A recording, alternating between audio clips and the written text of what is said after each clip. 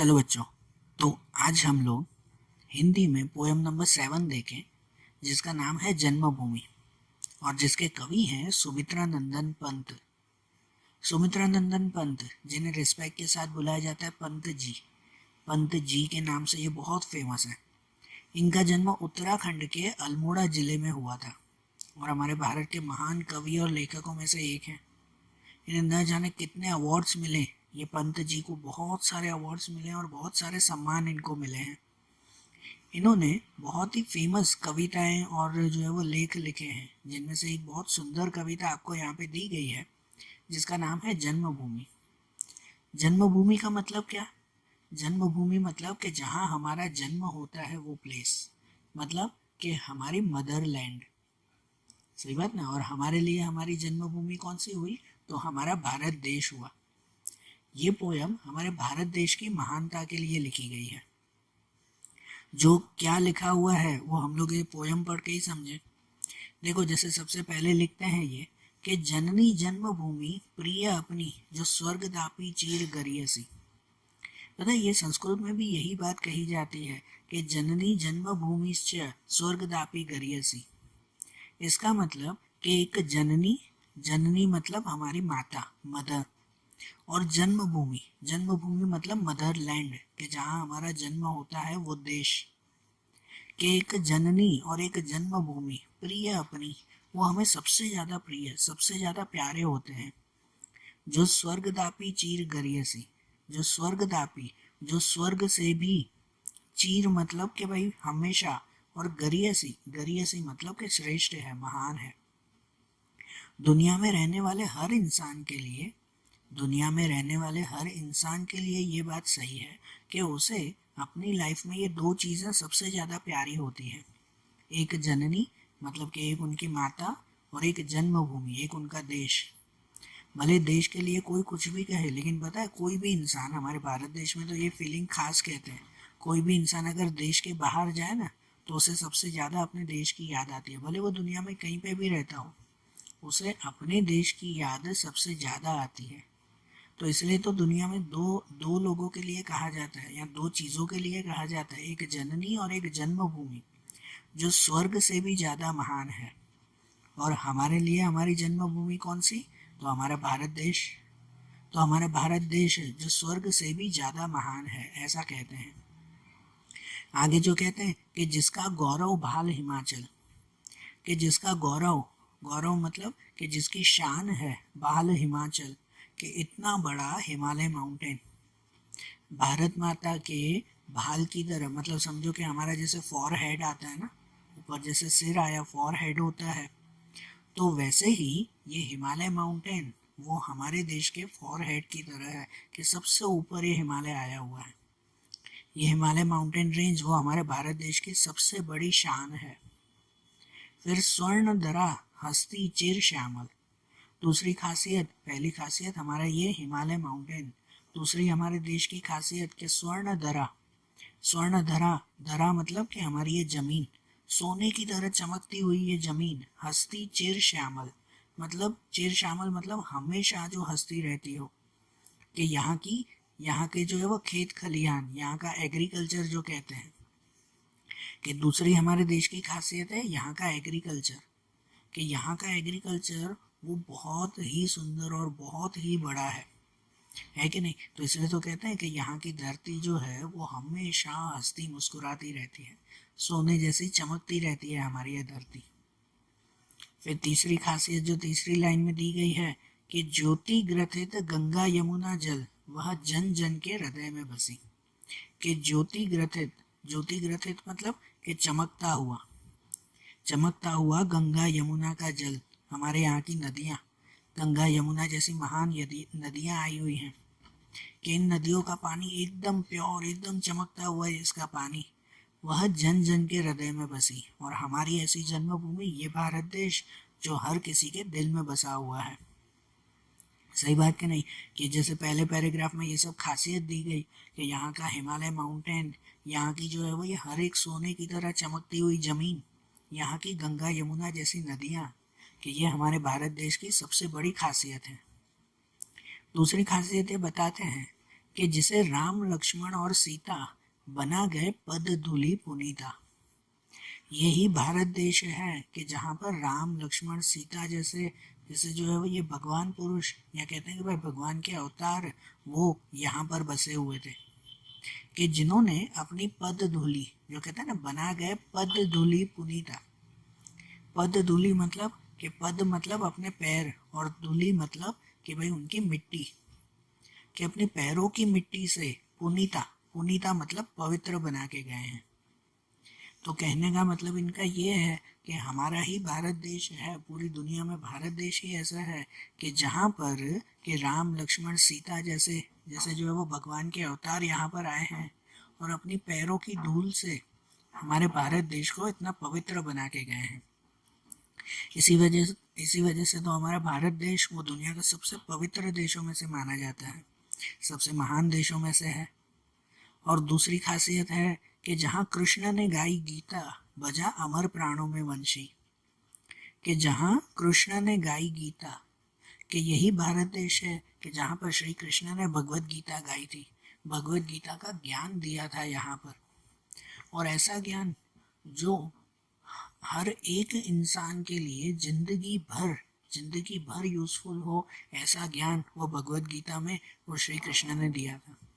और जो कहते हैं ना बजा अमर प्राणों में वंशी, के इसका मतलब ये कि ऐसी भगवत गीता का ज्ञान जो हर किसी के मन को जो है वो छू जाए, हर किसी को हेल्पफुल हो। और सिर्फ तब से नहीं, अमर प्राणों मतलब हमेशा, जब तक जो है वो जीवन रहेगा।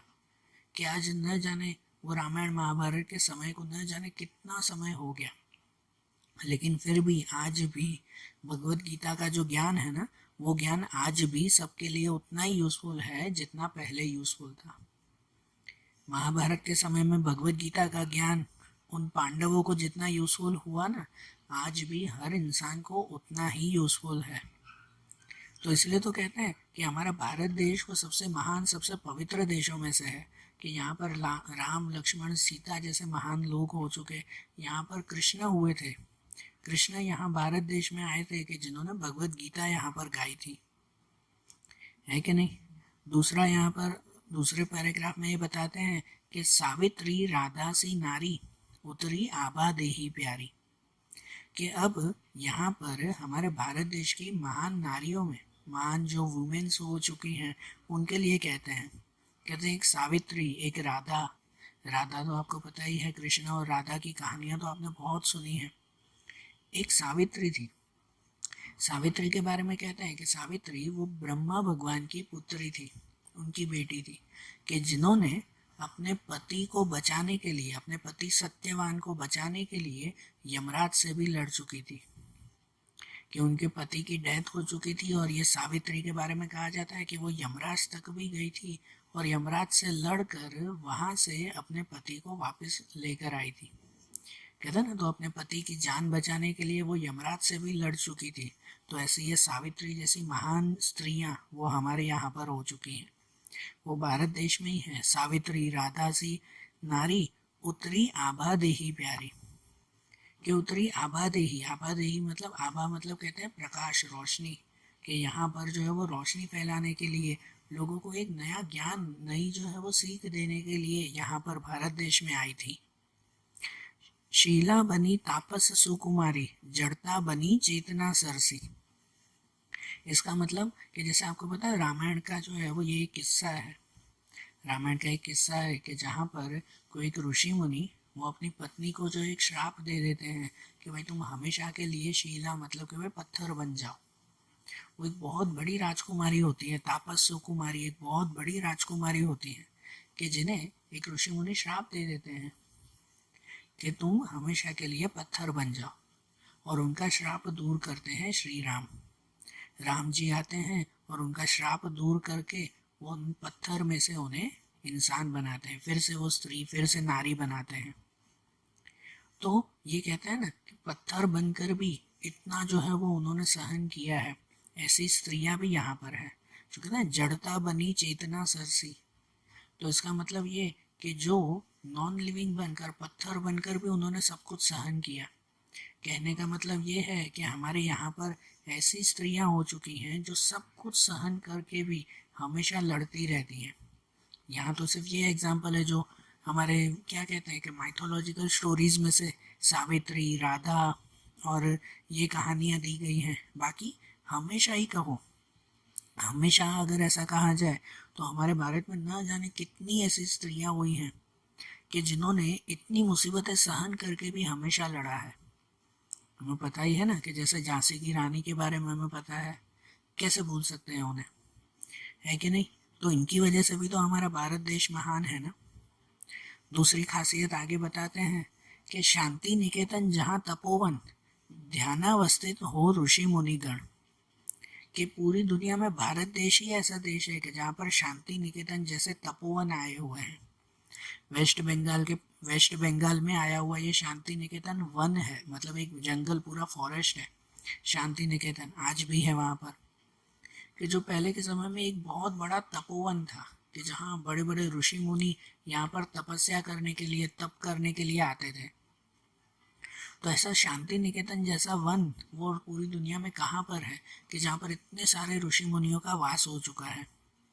तो कहते हैं ना, शांति निकेतन जहाँ तपोवन ध्यानावस्थित हो ऋषि मुनिगण, कि यहाँ पे न जाने कितने ऋषि मुनिगण, कितने ऋषि मुनि यहाँ पे ध्यानावस्थित, मतलब कि भाई ध्यान में रहते हैं, तपस्या करते हैं। चिद नभ में करते थे विचरण जहाँ सत्य की किरणें बसी। चिद नभ में, चिद मतलब कहलाता है ज्ञान, नभ मतलब आसमान, कि जो ज्ञान के आसमान में यहाँ पर जो है वो विचरण करते थे, मतलब कि घूमते थे, कि जहाँ सत्य की किरणें बसी, कि जहाँ हमेशा सत्य को ज़्यादा इम्पोर्टेंस दिया जाता है। तो कहने का मतलब कि यहाँ पर जो कहते हैं ना चिद नभ, मतलब कि ज्ञान के आसमान में रहने वाले, तो ज्ञान के आसमान में रहने वाले का इनके कहने का मतलब है कि यहाँ पे न जाने कितने ज्ञानी पुरुष हो चुके हैं, इतने साधु संत, इतने जो है वो पढ़े लिखे लोग, इतने ज्ञानी लोग यहाँ पर हो चुके हैं। और दूसरा कि यही भारत देश है कि जहाँ हमेशा सत्य की किरणें बरसी, कि जहाँ हमेशा सत्य को, मतलब कि सच को इम्पोर्टेंस दी जाती है। हमारे भारत देश में ही हमेशा सच्चाई को वो सबसे ज़्यादा माना जाता है।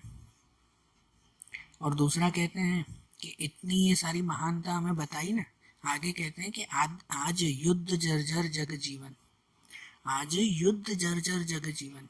इसका मतलब क्या? देखो, हमारे भारत देश की पूरी महानता तो ऊपर बताई है ना, पोयम में सब बताया इन्होंने कि भारत देश कितना महान है। और सही बात है कि यहाँ चलो जो पोयम के हिसाब से छोटे छोटे टॉपिक थे, और दूसरे टॉपिक्स तो अगर हम लोग निकालने बैठे हैं तो जिसकी कोई लिमिट नहीं है, इतनी सारी महानताएं हमारे भारत देश की लिखी जा सकती हैं। ठीक है ना, इतने महान लोग हो चुके हैं, इतने महान नारियाँ हो चुकी हैं, कि इतने जो है वो सारे किस्से हो चुके हैं हमारे भारत देश में, कि जिसके बारे में जितना बोला जाए, जितनी बात की जाए उतना कम है। लेकिन क्या कहते हैं आखिरी पैराग्राफ में कि आज युद्ध जर्जर जग जीवन, लेकिन आज आज हम लोग जो है वो ये सब भूलते जा रहे हैं कि आज का जग जीवन, कि आज की लाइफ हो चुकी है युद्ध जर्जर, मतलब कि युद्ध से, लड़ाइयों से जो है वो ये खराब हो चुकी है, कि आज देश में लड़ाइयाँ बढ़ चुकी हैं, कि आज देश में जो है वो पुरानी बातों को भूलकर और इन लड़ाइयों की वजह से अपनी ज़िंदगी खराब कर रहे हैं यहाँ के लोग। पुनः करेगा मंत्रोच्चारण, तो कहते हैं लेकिन हम फिर से वो पुरानी ज़िंदगी जी सकते हैं।